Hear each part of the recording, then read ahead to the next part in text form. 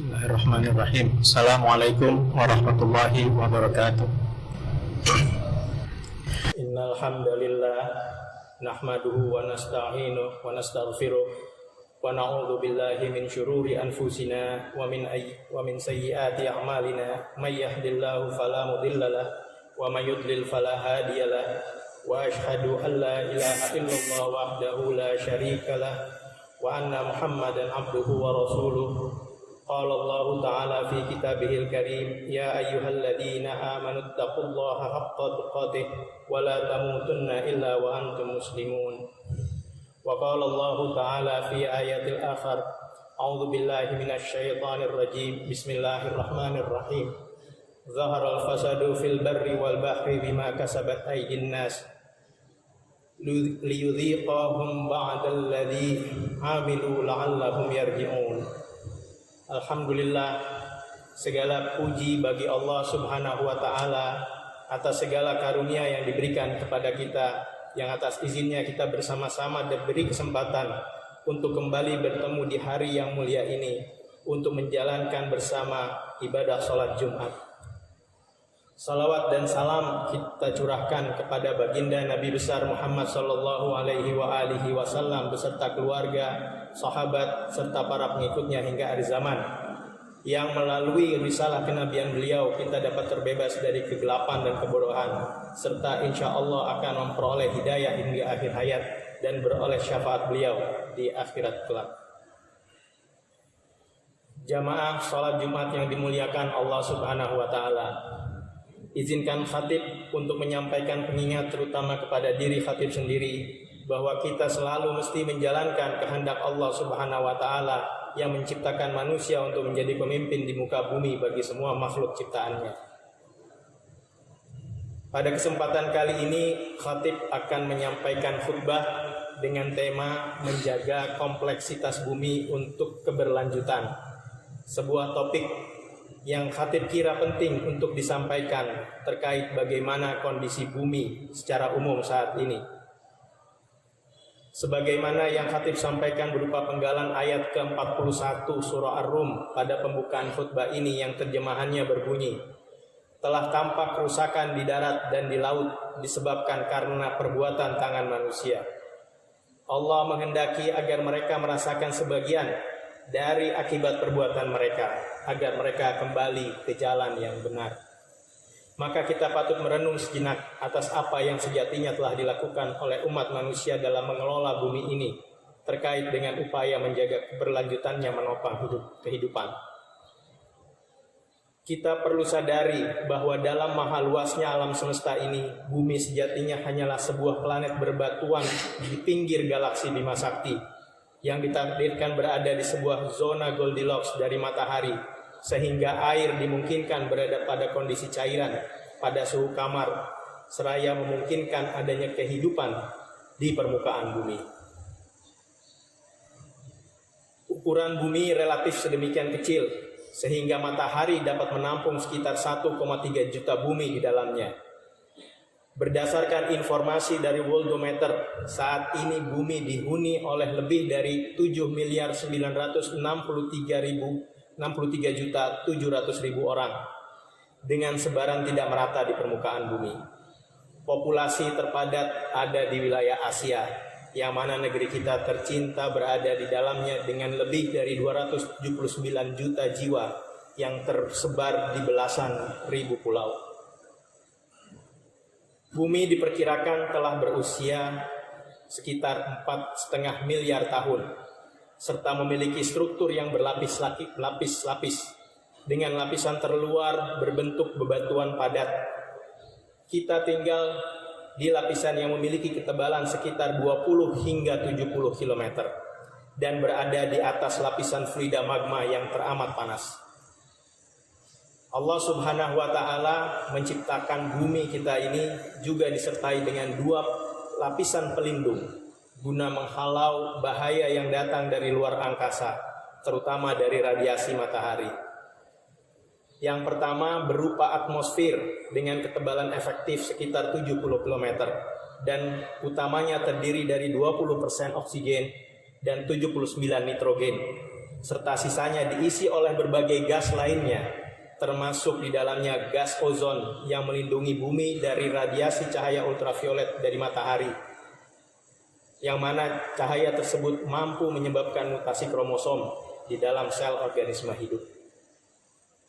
Pelindung kedua adalah medan magnet bumi yang relatif amat lemah, yang ditugasi Allah Subhanahu wa Ta'ala untuk membelokkan berbagai partikel radiatif bermuatan yang dibawa oleh angin surya yang timbul karena aktivitas di permukaan matahari. Sementara itu, di bawah lapisan atmosfer yang relatif amat tipis tersebut hidup berbagai macam makhluk hidup selain dari manusia, yang mana Al-Quran secara tepat telah menginformasikan bahwa Allah Subhanahu wa Ta'ala menjadikan segala sesuatu dari air, sebagaimana teredaksikan di dalam surah Al-Anbiya ayat ke-30 yang berbunyi, dan dari air kami jadikan segala sesuatu yang hidup. Sebagaimana yang dilansir pada laman National Geographic, saintis mendata ada sekitar 8,7 juta spesies, baik tanaman maupun hewan, yang hidup di lapisan terluar bumi, termasuk yang berada di lautan. Belum lagi jika ditambah dengan organisme renik lainnya, seperti bakteri, virus, dan lainnya. Dengan catatan bahwa manusia hanya merupakan satu dari sekian juta spesies. Keseluruhan jutaan spesies tersebut membentuk sistem bumi yang teramat sangat kompleks.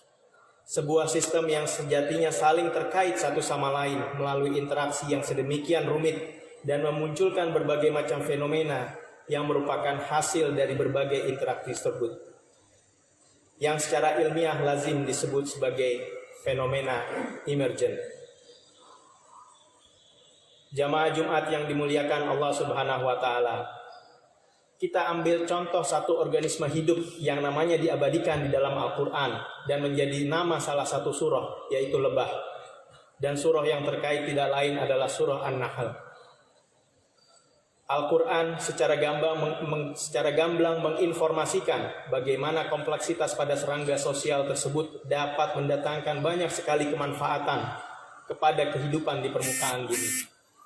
Sebagaimana terekam di dalam dua ayat pada surah An-Nahl, yaitu ayat ke-68 dan ke-69 yang berbunyi, dan Tuhanmu mewahyukan kepada lebah, buatlah sarang-sarang di bukit-bukit, di pohon-pohon kayu, dan di tempat-tempat yang dibuat manusia. Kemudian makanlah dari tiap-tiap macam buah-buahan, dan tempuhlah jalan Tuhanmu yang telah dimudahkan bagimu. Dari perut lebah itu keluar minuman madu yang bermacam-macam warnanya. Di dalamnya terdapat obat yang menyembuhkan bagi manusia. Sesungguhnya pada yang demikian itu benar-benar terdapat tanda kebesaran Tuhan bagi orang-orang yang memikirkan. Pada kedua ayat tersebut secara tersirat Allah Subhanahu wa Ta'ala menginformasikan bahwa berbagai proses yang terkait dengan kompleksitas seperti proses perakitan diri atau self-assembly dan gejala pengorganisasian diri atau self-organization berlangsung pada koloni lebah sedemikian rupa, sehingga pada gilirannya memberikan kemanfaatan yang begitu signifikan bagi keberlanjutan bumi. Saat ini tercatat sekitar 20.000 spesies lebah yang telah diketahui keberadaannya.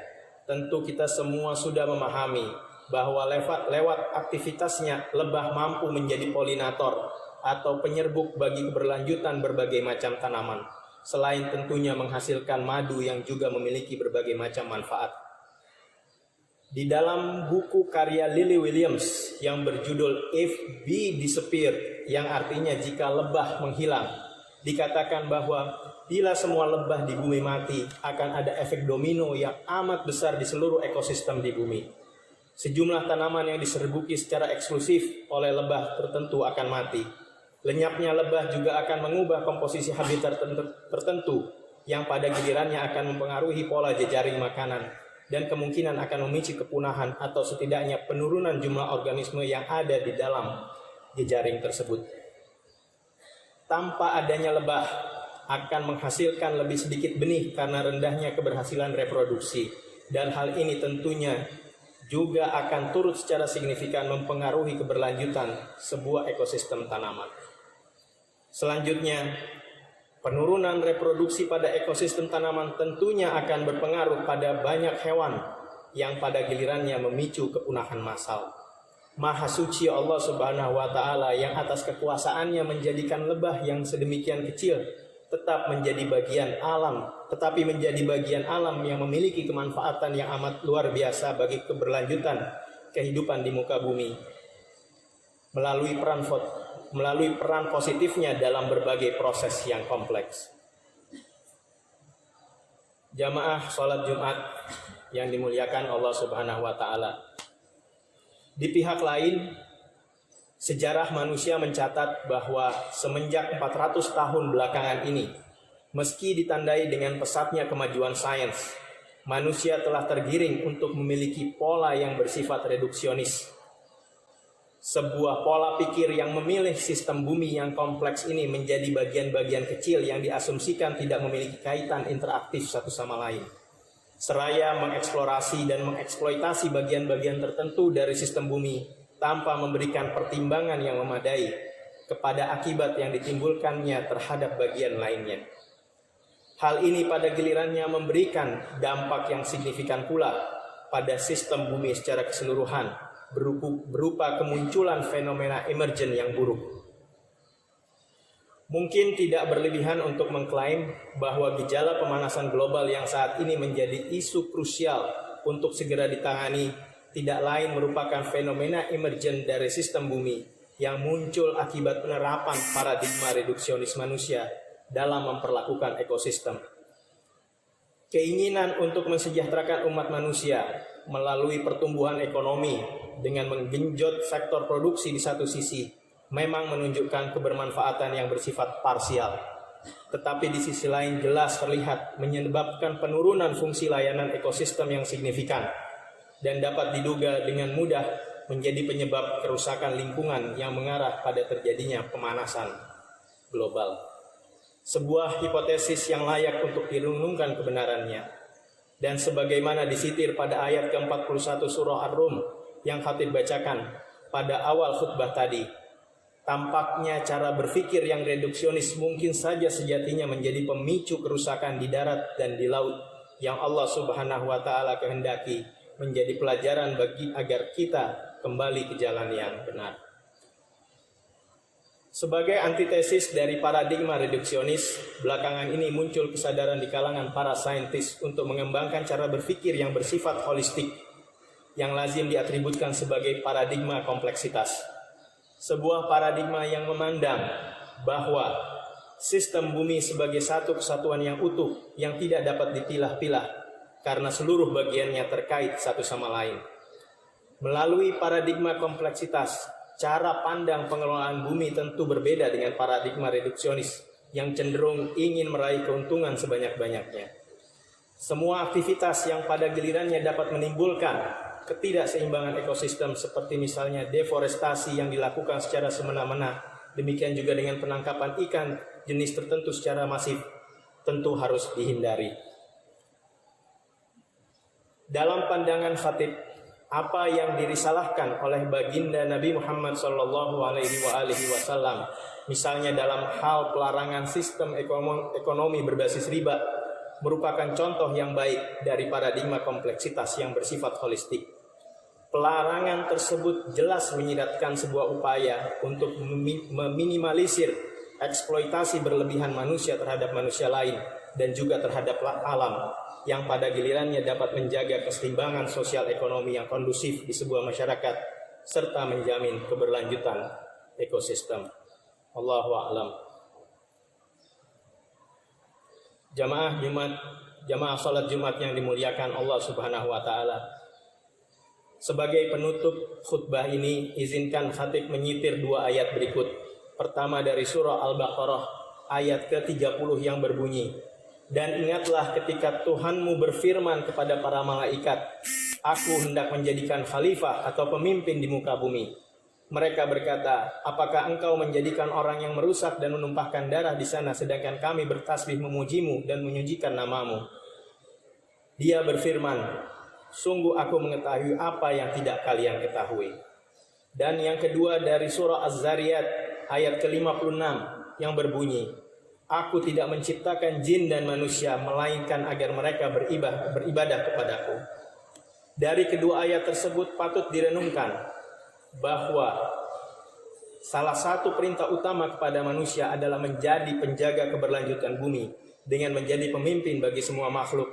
Dan sudah tentu segala aktivitas yang mengarah pada terwujudnya keberlanjutan tersebut merupakan jalan yang benar, sebagaimana yang dimaksud Ar-Rum ayat 41, dan terhitung sebagai ibadah sebagaimana Az-Zariyat ayat 56.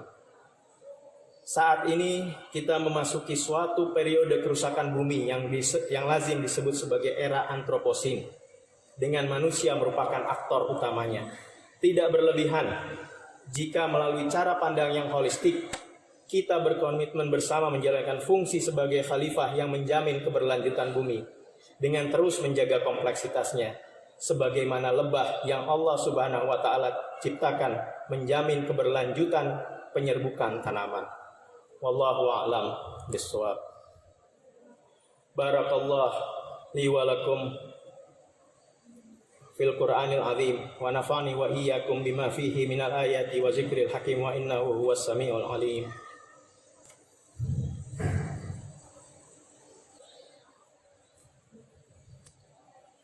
Alhamdulillahi rabbil alamin wa bihi nasta'in ala umuri dunya waddin. Asyhadu an la ilaha illallah wahdahu la syarika la wa asyhadu anna Muhammadan abduhu wa rasuluh. Allahumma salli ala sayyidina Muhammad wa ala alihi wa ashabihi ajma'in wa man tabi'ahum bi ihsanin ila yaumiddin. Amma ba'du, fa ya ibadallah usikum wa nafsi bi taqwallah faqad fazal muttaqun.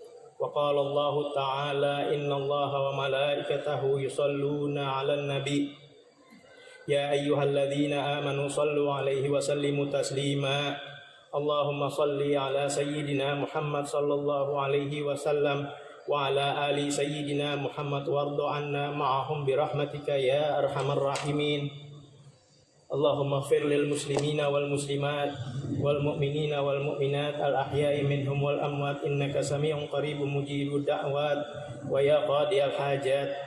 Rabbana atina fid dunya hasanah wa fil akhirati hasanah wa qina adzabannar. Rabbana zalamna anfusana wa illam taghfir lana wa tarhamna lanakunanna minal khasirin. Ibadallah, innallaha ya'muruna bil adli wal ihsan wa ita'i dzil qurba wa yanha 'anil fahsya'i wal munkari wal baghi la'allakum yadhakkarun. Wadhkurullahal 'azim yadhkurukum washkuru 'ala ni'amihi yazidkum wa la dzikrullahi akbar. Wa